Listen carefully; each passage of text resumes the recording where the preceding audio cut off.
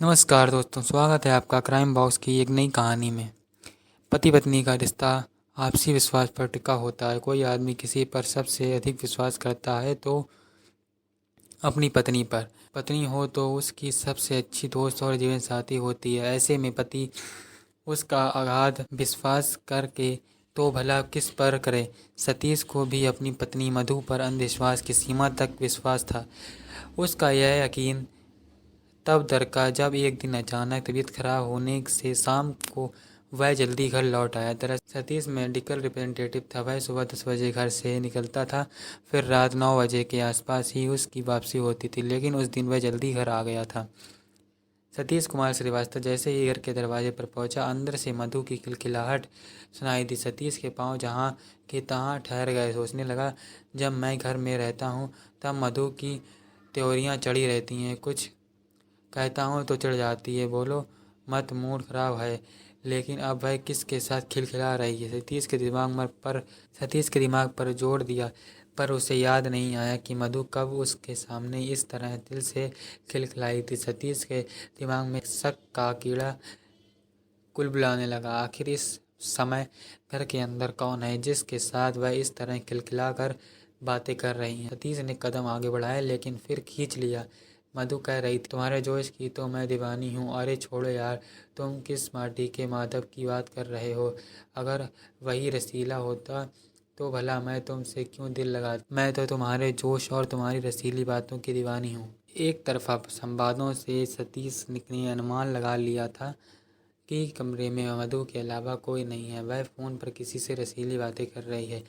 मधु जोश में थी, इसलिए उसकी आवाज़ बुलंद थी। कमरे में की जाने वाली बातें बाहर साफ सुनाई दे रही थीं।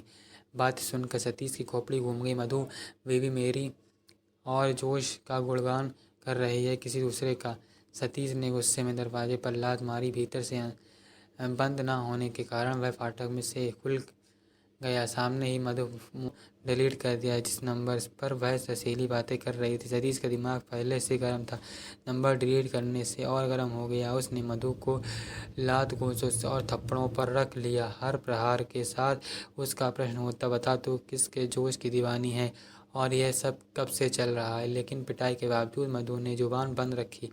मधु को पीटते पीटते बस जब सतीश पस्त पड़ गया तो घर के बाहर चला गया। मधु कमरे में सिसकती रही और अपने भाग को कोसती रही। उत्तर प्रदेश के कानपुर शहर में बर्रा थाना अंतर्गत एक मोहल्ला जरौली पड़ता है। इसी मोहल्ले के फेज़ 2 में सतीश कुमार श्रीवास्तव अपने परिवार के साथ रहता है। उसके परिवार में पत्नी मधु के अलावा 2 बेटे आयुष व पीयूष हैं।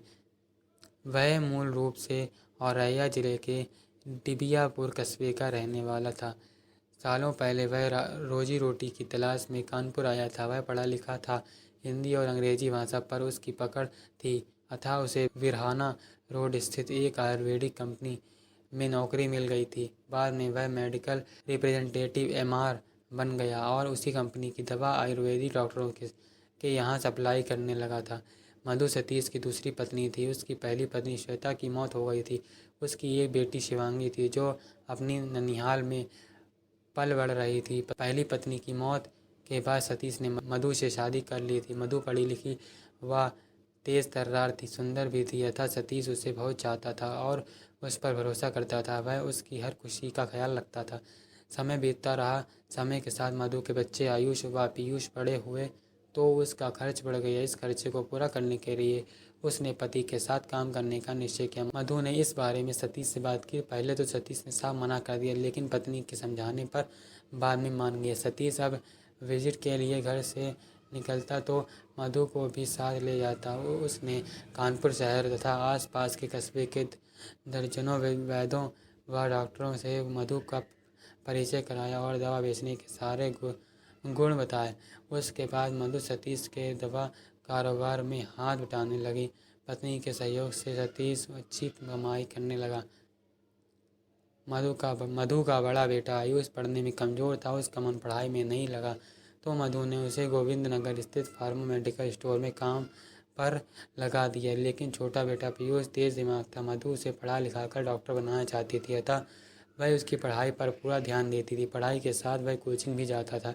मधु के कुछ समय तक ही पति के साथ काम किया। उसके बाद वह डॉक्टरों के यहाँ अलग विजिट पर जाने लगी। मधु का मानना था कि अलग अलग जाने से दवा का ऑर्डर ज़्यादा मिलता है। यद्यपि मधु का अलग जाना सतीश को पसंद न था, लेकिन मधु के आगे उसकी ना चली। 2 डॉक्टरों को फंसा लिया। मधु 2 बेटों की माँ जरूर थी, लेकिन उसके बनाव श्रृंगार से कोई भांप नहीं पाता था कि वह 2 जवान बेटों की माँ है। सतीश का मन भोग विलास से उचट चुका था। वह दिन भर की भाग दौड़ से इतना थक जाता था कि खाना खाने के बाद चादर तानकर सो जाता था। इसके विपरीत मधु हर रात पति का साथ चाहती थी, लेकिन वह वंचित रहती थी।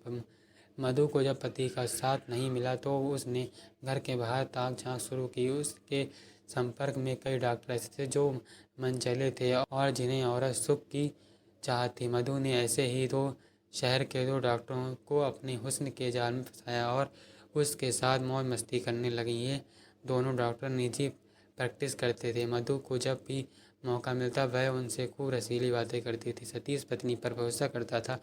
उसने कभी किसी तरह का उस पर शक नहीं किया, लेकिन उस दिन तबीयत खराब होने पर जब वह समय से पहले घर आया तो और मधु को मोबाइल फ़ोन पर अश्लील और रसीली बातें करते पाया तो उसका विश्वास डगमगा गया।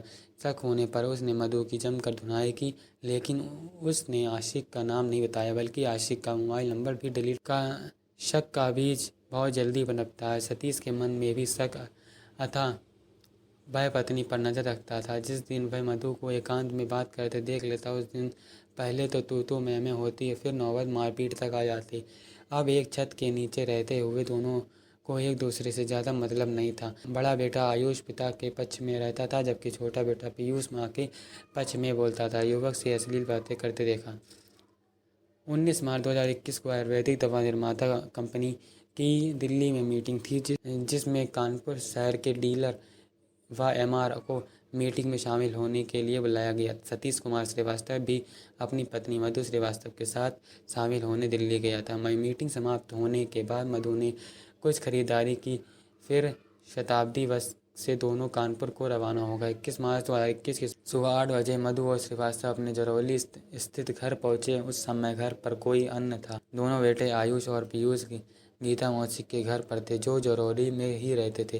सतीश की किसी ज़रूरी काम से अपने पिता के घर डिबियापुर जाना था। उसने मधु से जल्दी खाना बनाने को कहा, लेकिन मधु ने उसकी बात को अनसुना कर दिया और मोबाइल फ़ोन पर वीडियो कॉल कर बतियाने लगी। वह किसी युवक से अश्लील बातें कर रही थी। सतीश ने उसे बातें करने से मना किया तो मधु झगड़ने लगी और उसे गाली बकने लगी। इस पर सतीश को गुस्सा आ गया। उसने फ़ोन छीन कर फेंक दिया, उसे धक्का दे दिया। धक्का लगने से उसका सिर दीवार से टकरा गया, जिससे सिर फट गया और खून बहने लगा। खून देखकर मधु को गुस्सा आ गया और उसने सतीश के मुंह पर जूता फेंक कर मारा।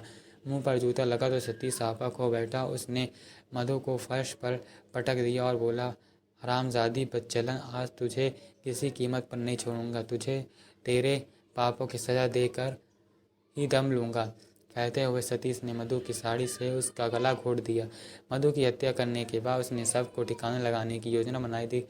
दिन का वक्त था, सो वह लाश को बाहर कैसे ले जाता। उसने बड़े बक्से को खाली किया और मधु के शव को बक्से में बंद कर दिया। मोबाइल फ़ोन को भी बंद कर दिया। शाम को दोनों बेटे घर आए तो सतीश ने बताया कि मधु किसी का फ़ोन आने पर घर से निकली थी, तब से नहीं आई। इसके बाद वह आयुष और पीयूष के साथ मधु की खोज करता रहा। अगली सुबह सतीश ने बड़े बेटे आयुष को गुमशुदगी दर्ज कराने थाना बर्रा भेजा। वहां पुलिस ने गुमशुदगी दर्ज कर मधु की तलाश शुरू कर दी। पुलिस को गुमराह करने के लिए सतीश ने मधु का मोबाइल फ़ोन चालू कर सड़क से गुजर रहे एक लोडर में फेंक दिया। रात में सतीश ने सब को बक्से से निकाला, लेकिन गर्मी की वजह से सब फूल चुका था और उससे दुर्गंध आने लगी थी। पीयूष ने बदबू की बात की तो भेद खुलने की भय से सतीश ने उसे गीता मौसी के घर भेज दिया। आधी रात के बाद सतीश ने एक बार फिर सब को ठिकाने लगाने की सोची। वह सब कमरे के से घसीट कर गेट तक लाया, लेकिन उसकी हिम्मत दगा दे गई। सब उठाते समय बाल व खाल उसके हाथ में आ गए। सब सड़ने लगा था। सवेरा होने से पहले सतीश ने गेट पर ताला लगाया और फरार हो गया। 23 मार्च 2021 की सुबह सतीश के पड़ोसियों ने सतीश के घर से भीषण दुर्गंध महसूस होने की बात उन्होंने थाना बर्रा पुलिस को सूचना दी। सूचना पाते ही थाना प्रभारी हरप्रीत सिंह टीम के साथ सतीश के घर पहुंचे। ताला तोड़कर घर के अंदर घुसे तो गेट के पास ही उन्हें सड़ी गली महिला की लाश पड़ी मिली। पड़ोसियों ने तुरंत लाश को पहचाना। उन्होंने बताया कि लाश सतीश की पत्नी मधु श्रीवास्तव की है। थाना प्रभारी की सूचना पर एसपी साउथ दीपक भूकर एवं डीएसपी विकास पांडे भी आ गए थे। उन्होंने मौके पर फॉरेंसिक टीम को बुलाकर पुलिस अधिकारियों ने घटनास्थल का निरीक्षण किया। मृतक की उम्र 40 वर्ष के आसपास थी। संभवतः उसकी हत्या गला दबाकर की गई थी। फॉरेंसिक टीम ने भी जांच कर साक्ष्य जुटाए। इसके बाद सबको पोस्टमार्टम हाउस भेज दिया गया था। इसी बीच पता चला कि सतीश अपने दोनों बेटों के और स्थानीय नेताओं के साथ थाना बर्रा पहुंचा है और पुलिस की नाकामी को लेकर हंगामा कर रहा है। सूचना प्राप्त करते ही थाना प्रभारी हरप्रीत सिंह थाने पहुंचे और सतीश को गिरफ्तार कर लिया। पुलिस ने सख्ती से उससे पूछताछ की तो उसने पत्नी की हत्या का जुर्म कबूल कर लिया। उसने बताया कि मधु बच्चलन थी, वह आशिक से मोबाइल फ़ोन पर बात कर रही थी। मना किया तो जूता फेंक कर मुंह पर मारा। गुस्से में मैंने उसका गला घोट दिया। उसके बेटे निर्दोष हैं, उन्हें हत्या की जानकारी नहीं है। चूँकि सतीश ने हत्या का जुर्म कबूल कर लिया था, अतः थाना प्रभारी हरप्रीत सिंह ने भादिमवी की धारा 302, 201 के तहत सतीश के खिलाफ रिपोर्ट दर्ज कर ली और उसे न्याय सम्मत गिरफ्तार कर लिया। 24 मार्च 2021 को बर्रा पुलिस ने अभियुक्त सतीश कुमार श्रीवास्तव को कानपुर कोर्ट में पेश किया, जहां से उसे जिला जेल भेज दिया गया। धन्यवाद।